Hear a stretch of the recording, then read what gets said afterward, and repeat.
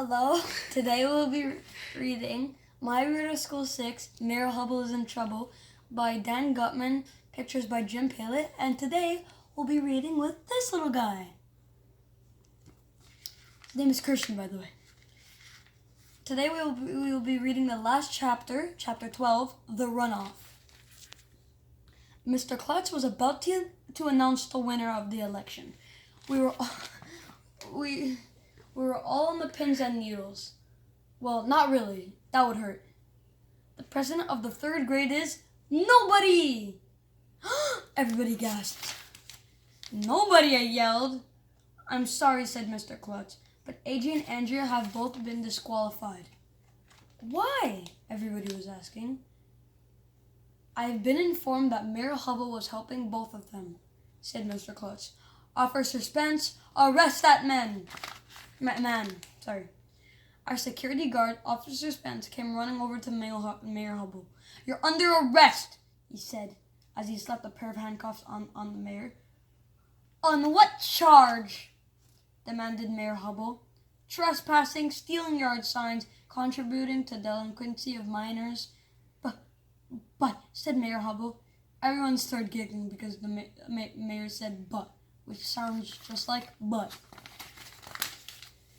Except it's missing a T.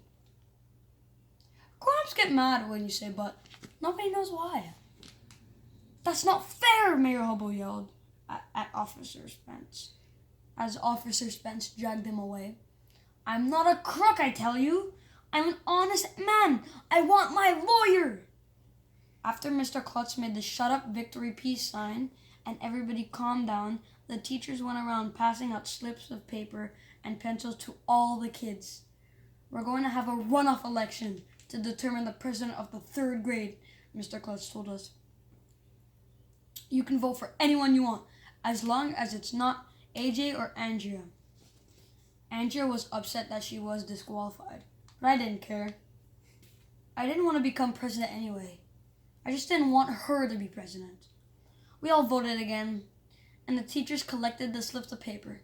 It took about 1,100,000 hours for them to count up all the votes. Finally, Mr. Klutz went back to the microphone. The winner of the runoff election and the president of the third grade is, he said, Mr. Wiggles. Who's Mr. Wiggles? What? Neil, the new kid's pet ferret, was the president of the third grade. Everybody was hooting and hollering. Neil was told to get Mr. Wiggles.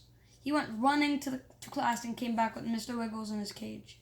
Hooray for Mr. Wiggles! We started chanting. Hooray for Mr. Wiggles! Hooray for Mr. Wiggles! Neil took Mr. Wiggles out of his cage and held him up in the air so everyone could see him. Everybody went crazy. It was really loud. Hooray for Mr. Wiggles!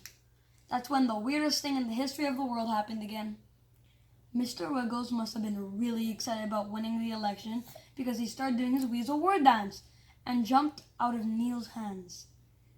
And then after winning the runoff election, Mr. Wiggles ran off. He hopped down from the stage and headed straight for the front row. Eek! Somebody shouted. There's a wild ferret on the loose! Help! Run for your lives!